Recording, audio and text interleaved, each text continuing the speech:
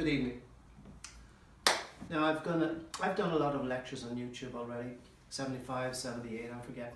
They're all on physics. But I've had a reasonably adventurous life. So I thought I would talk a little bit about some of the things that happened. Because, you know, they're interesting stories. My son said I should do this. He goes to a school, private school, up in Massachusetts. But the life that I grew up with is so far removed from the life that he had growing up on the Upper East Side of Manhattan that he found it intriguing. And I used to tell him a lot of stories. So there are different phases. You know, I grew up in a small village, you know, next to a blacksmith's forge, and a very country life. Nothing but crows cawing in the morning, and the anvil going in the morning, bang, and all sorts of little adventures I will talk about later on for the first 6 years. They're very funny. But if they're not funny, they might be interesting. And then becoming a teenager. Wow. And later on, in London, and then to America, where I spent a long time on the Upper East Side. I taught some very well-known people when I was a high school teacher. And then I became a college professor for a long time, mostly in Florida. Professor of mathematics in Manhattan, and then professor of physics in Florida. I taught over 1,000 Army, Navy, Air Force, and Marines, and civilians. And in sunny Florida, where I went to work on a motorcycle, I never owned a car. So here we go. This is a kind of a 18 to 20-year-old story. I'm going to talk about, I have a lot of stories about me and Fagan. When I was in London, and I was maybe 20, some of the women in London liked to hear me and Fagan's stories. So Fagan was a friend of mine who went grey at the age of 14. He was very handsome. Kind of looked like Engelbert Humperdinck, not as tall. He's only about my size. I'm not tall. He was about the same. But he was distinguished looking. Anyway, one way or another, Fagan and I had a lot of adventures. This is Saki, by the way. I had a lot of trouble. So, when I came out of the military, don't worry about how I went into it, the first thing I wanted to do was have a little bit of travel. You know, I spent a long time in England when I was a kid. I wanted to go somewhere else. France. I went to France on my own one time. I'll tell you those stories in a minute.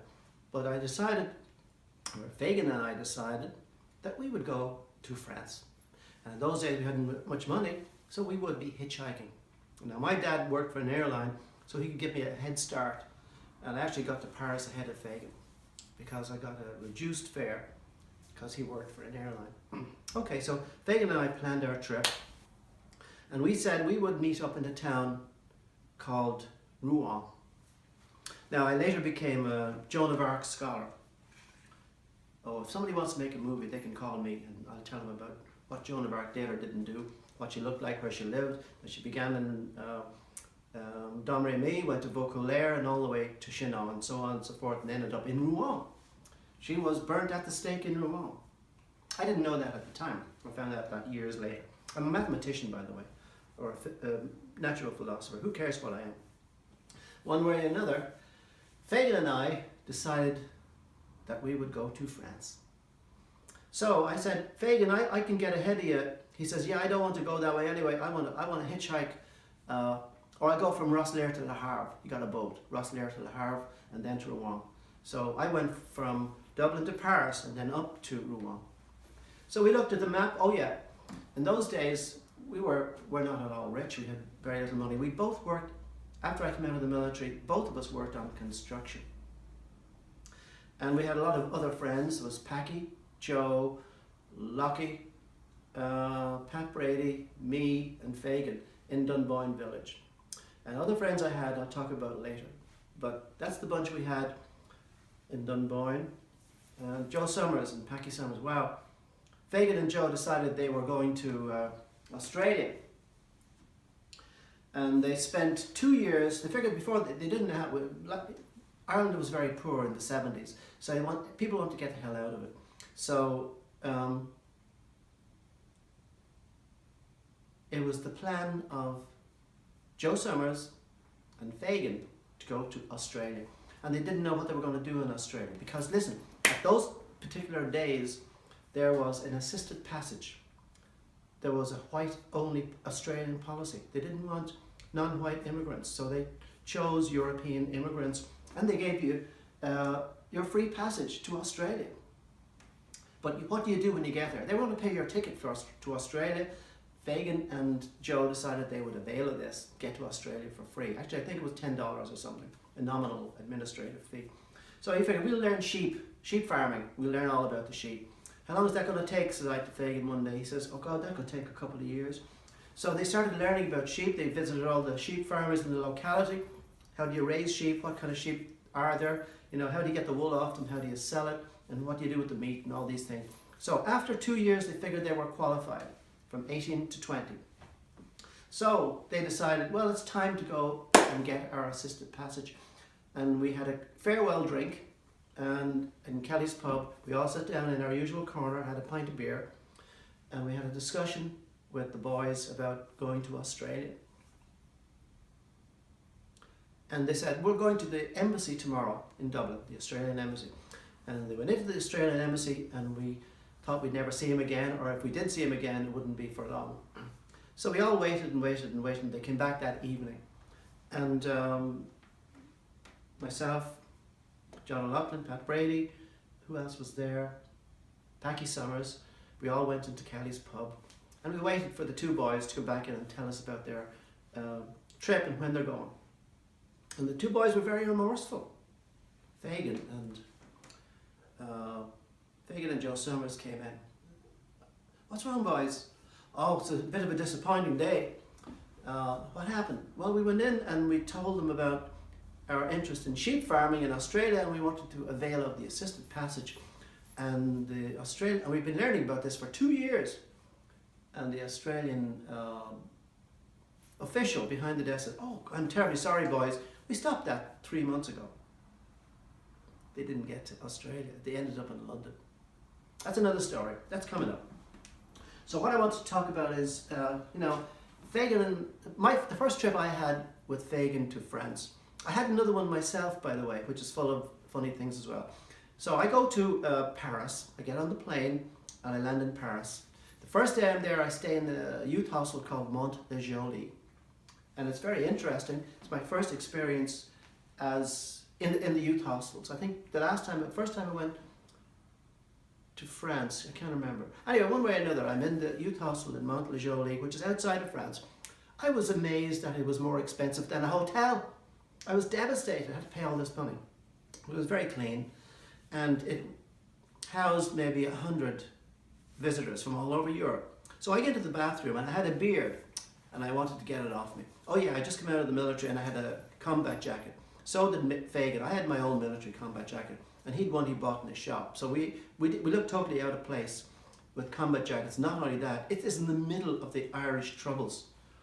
And there's nothing but bombings all over Ireland and killings. And the whole world is watching this in the news. So we weren't aware of this, that everybody was watching. We thought everybody wore combat jackets.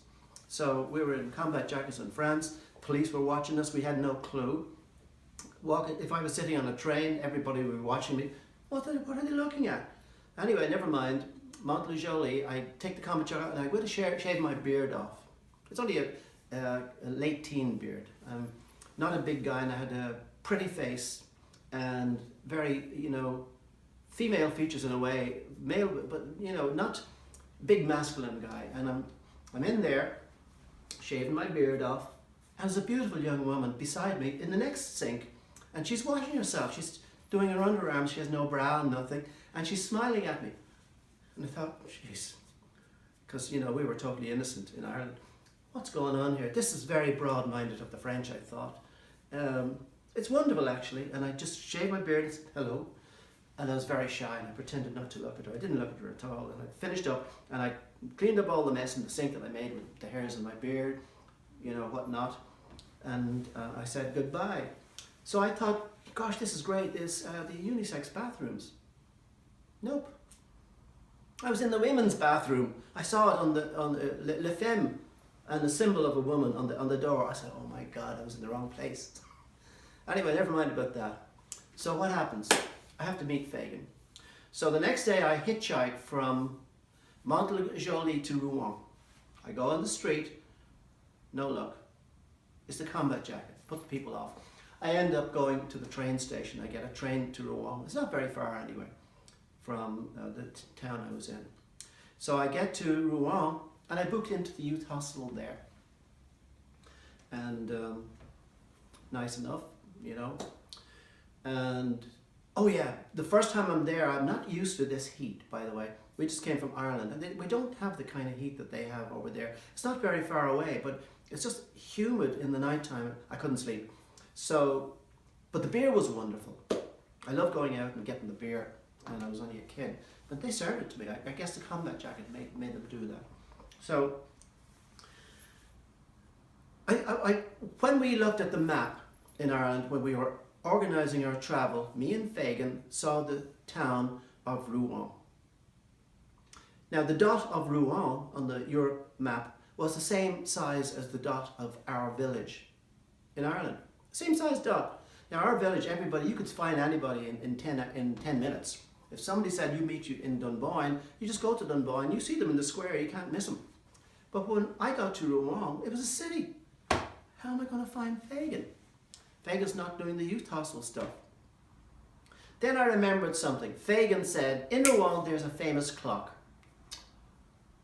And he's very good for looking at, he loves looking at artifacts or places. And if he went to Rome, he'd look at the Colosseum. When I went to Rome, I never bothered even looking at it. So when I was in Paris as a kid, somebody said, have you seen all of Paris? I said, yeah, I can see it all from here. Where are you? Have you seen the Eiffel Tower? Yeah, there it is over there. And I said, well, why don't you go and have a look at it? Well, I can see it from here. It was 2 miles away. So never mind, Fagan would like to go right up to something to see it. And I knew in Rouen was a clock.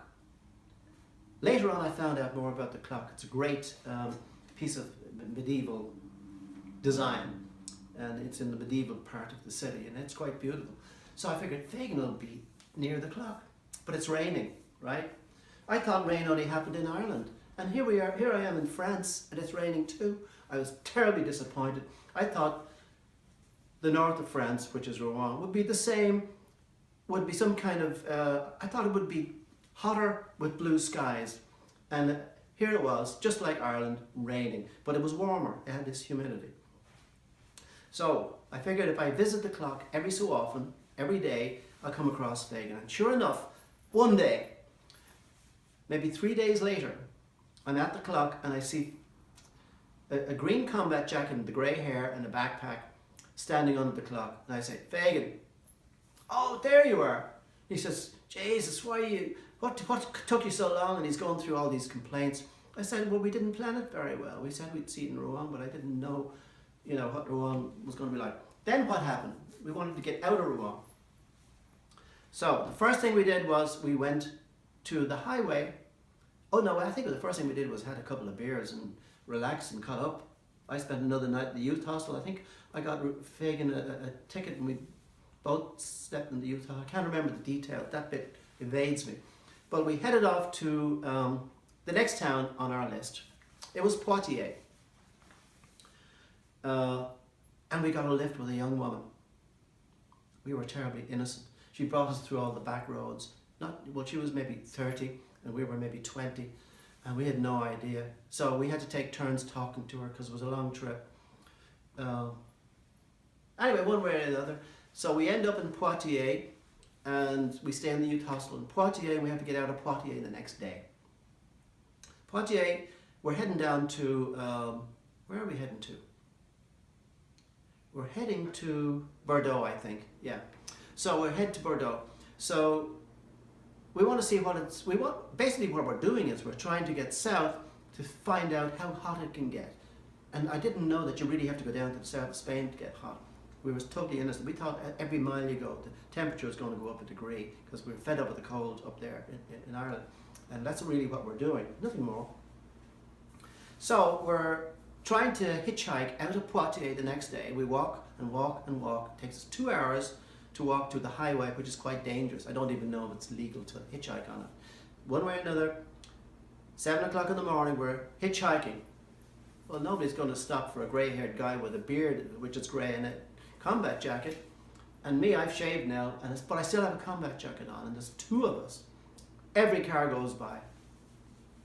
So we keep hitching, and we keep thumbing, and we walk for miles. I don't know, maybe 10 miles, and nobody stops. Now at this point it starts, oh yeah, I forgot to tell you. On our way, a police car comes along, a Renault, with 4 guys in it. And they get out of the Renault, they're all going this, that and the other, looking for the passports, and they throw all our stuff out in the street and they go through it. Are we dealing in drugs? We didn't know what they were looking for. Or did we have arms? I wasn't sure. One way or another, the police threw all our stuff out, and then they went off and said goodbye, au revoir, and they left us. Okay. We decided around 6 o'clock that it's time to start walking back into town. We're getting nowhere.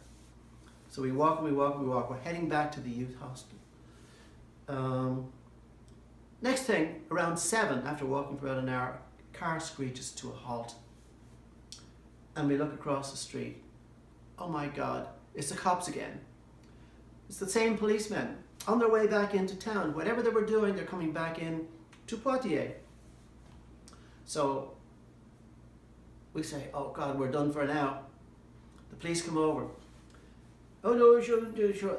I had a little bit of French. What I got from was this.